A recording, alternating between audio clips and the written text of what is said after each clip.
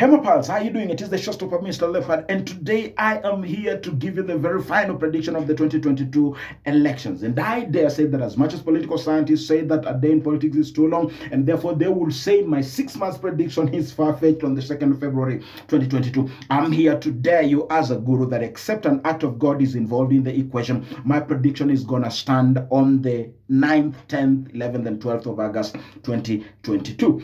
The appetizer is that Kalonzo Musyoka is the kingmaker. He is the one who's going to decide whether it is Raila who takes it home or William Ruto who takes it home. If at all, we can agree empirically that there is no postulation or prediction that would put Kalonzo Musyoka as the guy winning the election.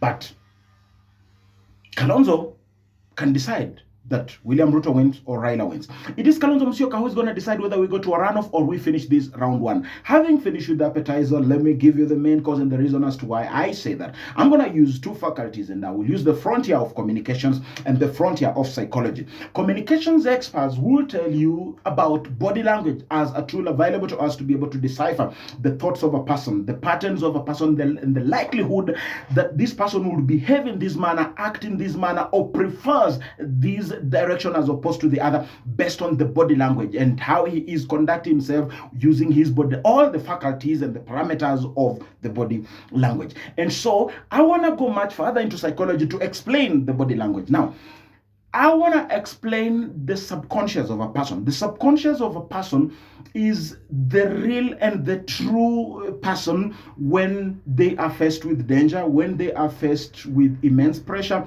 when they are faced with an act of spontaneity, and when they have no choice in a very difficult situation. The actions and the direction that they are likely to act, that is their true self. All these other things are usually scripted, they're advised by experts, and they are given to them by professionals and technocrats that this is what to do, this is what you should do. So let me quickly take you to two scenarios. Number one, I want to take you to bombers in the earthquake moment. And when Kalonzo Musyoka knows that Ruto is coming into the house, he could see all the battalion of UDA. He made a spontaneous decision. We should be able to agree that that was not an advised moment. It was not a foreseen moment. It was not a predictable moment that that's what's going to happen. So he walked away. And that clearly tells you that in a difficult moment of spontaneity and crisis, Kalonzo Musyoka would naturally and at zero effort walk away from Musalia, Wetangula, and William Ruto. And I want to take you further that after Kalonzo Musyoka went to Kambani to work out his voter base, what songs did he play? He chose to play Iron Like a Lion in Zion. That should clearly tell you that Kalonzo Musyoka naturally, in his natural fiber, without persuasion, without being cajoled, naturally identifies with the same identity of reggae. Never mind whether it is Iron Like a Lion, Nobody Can Stop Reggae, or One Love, One Heart by Bob Marley. It simply means that Kalonzo Musyoka comfortably embodies the identity of reggae at zero effort, natural, like fish in water. He can easily join to dance reggae. And you know what I mean by reggae here? I mean Baba. I mean Azimio.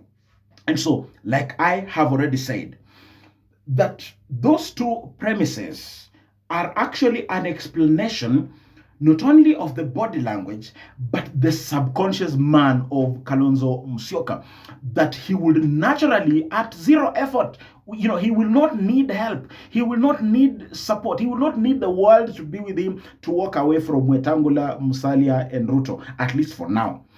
And at zero option, he does not need to be convinced, to be persuaded and massaged to be able to dance to reggae and identify with Raila Odinga. Now, take that prediction to the bank.